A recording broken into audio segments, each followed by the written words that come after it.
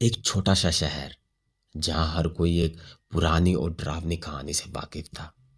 एक छोड़ा हुआ बंगला जो शहर के कोने पर खड़ा था। और कहते हैं रात के समय वहां से एक औरत की रोने की आवाज आती थी। और जो कोई भी उस बंगले के पास से गुजरता था उसे ऐसा लगता था कि जैसे उसे कोई बुला रहा हो उसका नाम लेकर।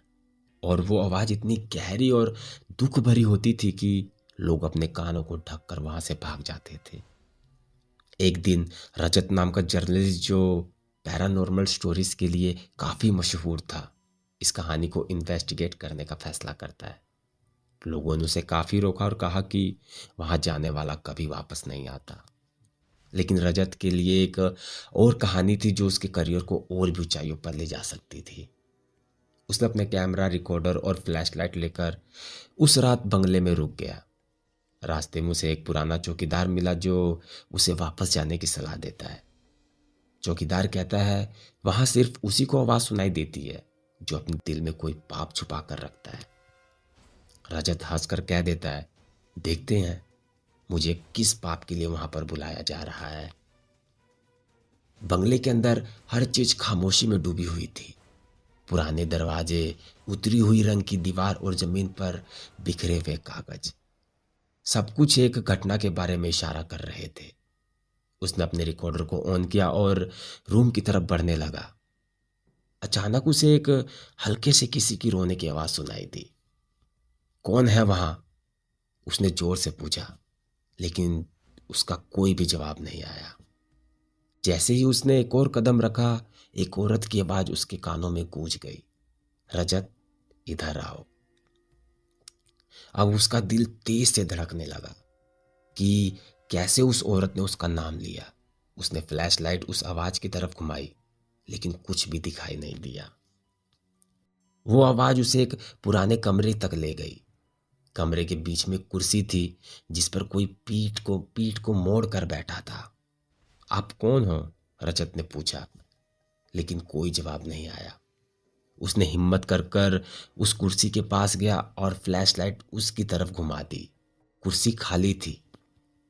रजत को सच्चाई का पता चल गया था। उस औरत की नफरत उसके आसपास घूम रही थी और उसने महसूस किया कि उसकी जान अब खतरे में है। डर के मारे रजत ने उस कमरे से भागने की कोशिश की। वो फ्लैशलाइट लेकर जमीन पर बिखरे हुए कागजों के ऊपर भाग रहा था, लेकिन बंगले का हर दरवाजा बंद था। एक आवाज हर तरफ गूंज रही थी, भाग लो रजत। लेकिन इस घर से कोई भी नहीं निकल पाता। रजत का सांस तेज हो गया। उसका रिकॉर्डर अब खुद ब खुद ऑन हो चुका था और उसमें सिर्फ और सिर्फ उस औरत की रोने की और हंसने की आवाज रिकॉर्ड हो रही थी। उसने एक विंडो से बाहर जंप करने की कोशिश की, लेकिन जैसे ही वो विंडो के पास पहुंचा, उसका हाथ किसी ने पकड़ लिया।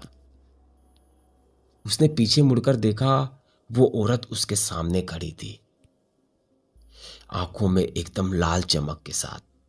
तू अपने पाप से भाग नहीं सकता, उस औरत ने कहा। रजत ने एक पुराना वेश उठाकर उसके रूह पर मारने की कोशिश की, लेकिन वेश उसके हाथ से झलक कर दूर गिर गया। उस औरत ने उसका गला पकड़ लिया और एक ही झटके में उसे पुराने दिनों की तस्वीरें दिखाने लगी, जब उसने पैसों की लालच में आकर सच्चाई छुपाई थी। रजत जोर से चीखने लगा, मुझसे गलती हो गई, मुझे माफ कर दो। लेकिन उस औरत की हंसी और भी तेज होने लगी। माफी का वक्त खत्म हो चुका है रजत। आखिरी कोशिश में रजत एक और रूम की तरफ भागता है जहां एक पुरानी तलवार लटक रही थी। उसने सोचा कि शायद इस तलवार से वह उस रूह का सामना कर सकेगा, लेकिन जैसे ही उसने तलवार उठाई, पूरी रूम में एक तेज हवा चली और वो तलवार उसके हाथ से निकलकर वापस उस औरत के हाथ में चली गई।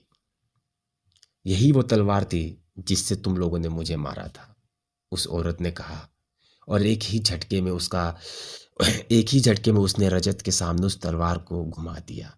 रजत का रजत चीखता रहा, लेकिन उसका गला एक ही झटके में कट गया। बंगले के अंदर सिर्फ एक शांति थी, लेकिन अब लोग कहते हैं जो भी उस बंगले के अंदर जाता है वो सिर्फ रजत की चीखें और उस औरत की रोने की आवाज सुनाई देती है। तो दोस्तों कहानी को यहीं पर ख़त्म करते हैं। प्लीज़ मुझे कमेंट कर कर बताना कहानी आप लोग को कैसी लगी।